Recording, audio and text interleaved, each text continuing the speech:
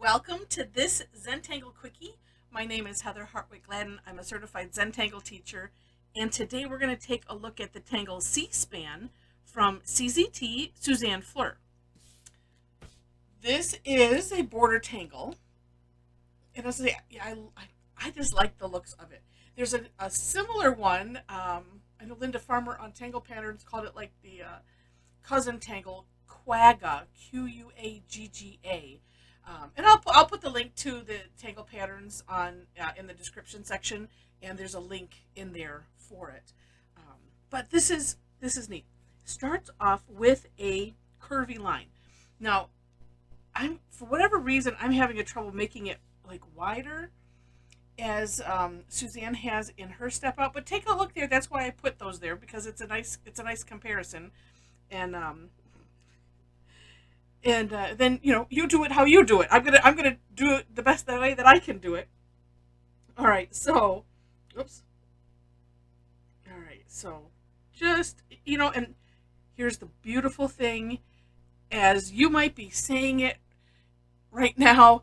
There's no such thing as a mistake in Zentangle. We just do them, how we do them, and it's all fine. Exactly. All right, so once you have your wavy line, then we're going to kind of trace over it, but we're going to expand, over the peaks and the valleys. So like this, and I'll always have a little bit of challenge. There we go. Let's see. You know what? Challenge when it's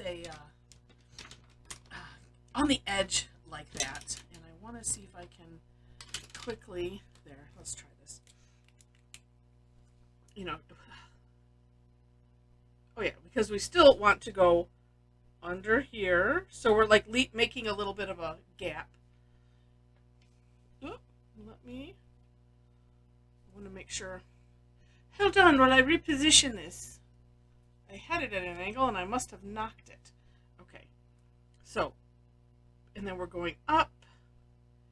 And then just crossing at some point, kind of like in the middle, like that. Just that way you can get a nice little loop there. And again, same thing. Whatever you end up doing is going to be lovely, and just do not worry about it. Next step is we're going to put some orbs in. And so I'm looking at this side here in, where it dips. So we're going to put it in this space right here, and towards the top of these, we'll say. So towards the top of that opening. Okay, then you can either flip your tile, or without flipping your tile, it's easy enough to do, and kind of centered if you can. Then we're just gonna add some straight lines. So coming from, say, you could decide which way you want to start. If you want to start from here or start from the middle. I'm going to start from the middle of the orb, but I'm going to go down. Let's just do one side at a time. That might be easier to start at the center of the orb, because you kind of want it there, versus if you start here, then it's like, well, you have to make sure to line it up right. And I'm thinking this would be easier, because even if it's not dead center, it's okay. It doesn't matter. All right, then more straight lines. So I like the idea of just coming from what looks like the center of this side of the orb, and then this side, and don't worry too much about if that line is carries through like hollow bow. I've been finding that it doesn't matter. And this, you can turn your tile or not on this. If you're flipping sides, up to you, and that's cute.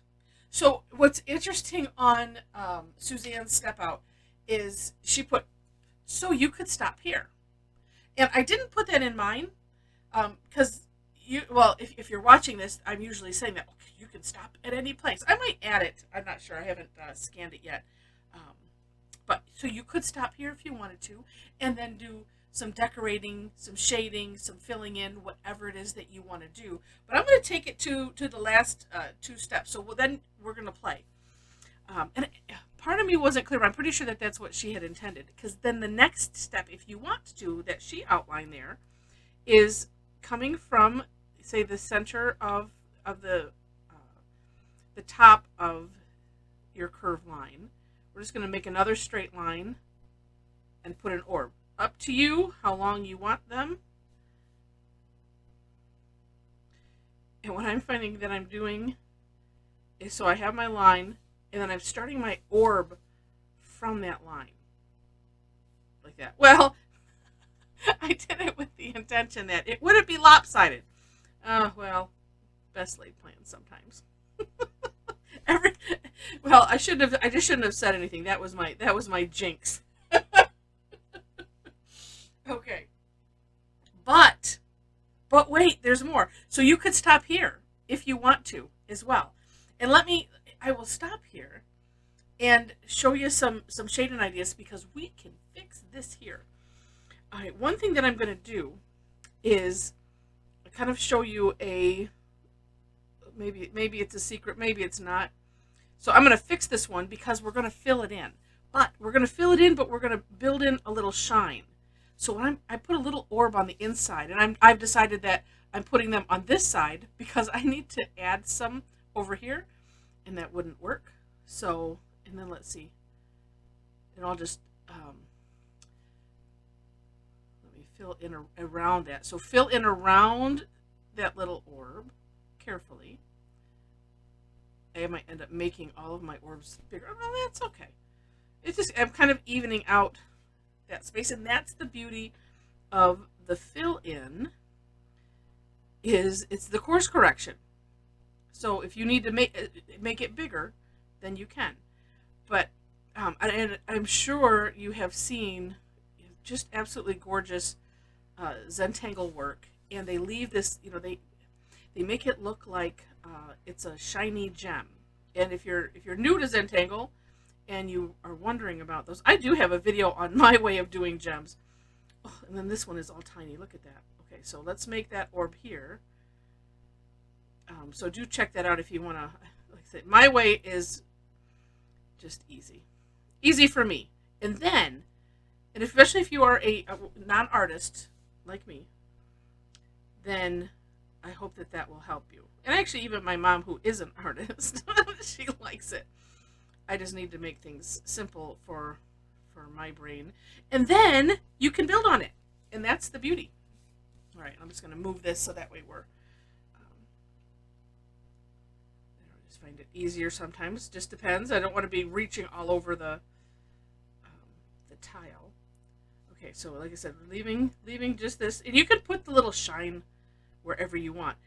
Sometimes we've done orbs in the past, or we'll call them pearls, and it will be like this, where we will fill it in, and actually this is kind of like the Bronx Cheer, and you just leave a little blank space. Same idea, but this one, that one is kind of random-ish. You leave a little bit up to chance. This one we're designating. We're reserving this place right here for the original tile color. You can even, if you wanted to leave a little sliver on the other side, you could do that as well.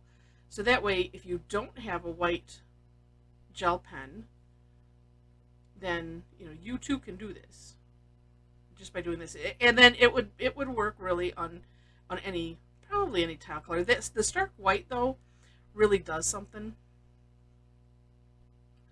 On that one, and it's okay if you go bigger, because then you can shave off a little space as you need to with the marker, or your pen, I mean. Okay, this one needs to be a little bit more round on this side. Okay, and then you can play and adjust. The next thing that I did she did this in her step out 2, or it was in the artwork. Either way, do take a look at that.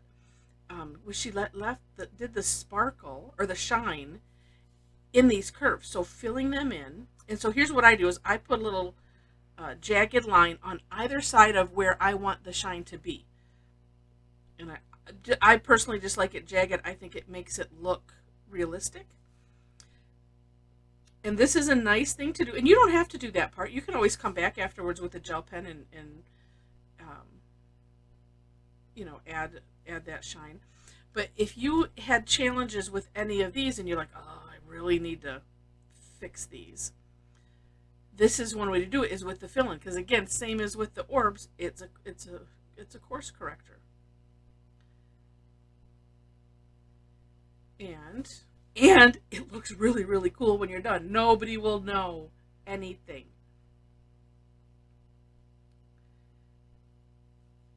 And yeah, like I said, the same idea as in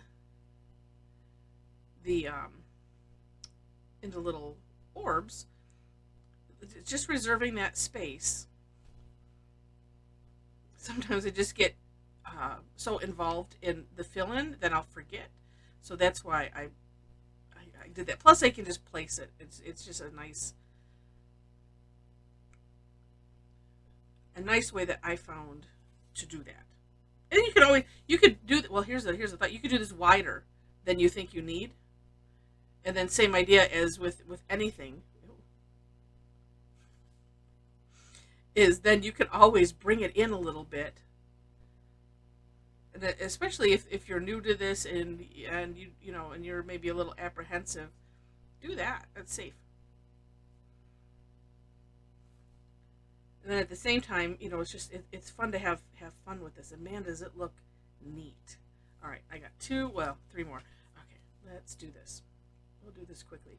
And then I'm going to add one last final really neat touch. And then and we'll add a smidge of shading. Let's see.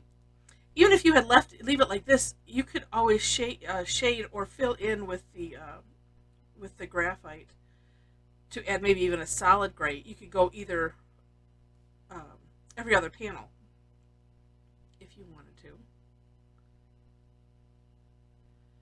That is an idea. Another idea is, and I'm not going to do it. I did it. There's a video called Wanderline that's for the Tangle Wanderline. It was something that Thomas Padros did for the shading on that tangle, where you kind of offset it with the graphite, so as if it's casting a shadow, and you're just kind of you're almost redoing the tangle. It doesn't have to be perfect, but you're a little to one side and down, and it's really, really amazing.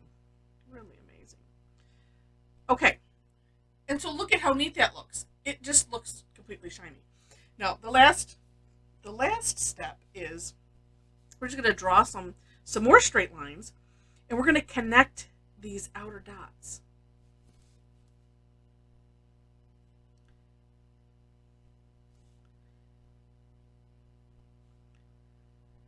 And I think this might have been something attracted me to this one. I'm not sure.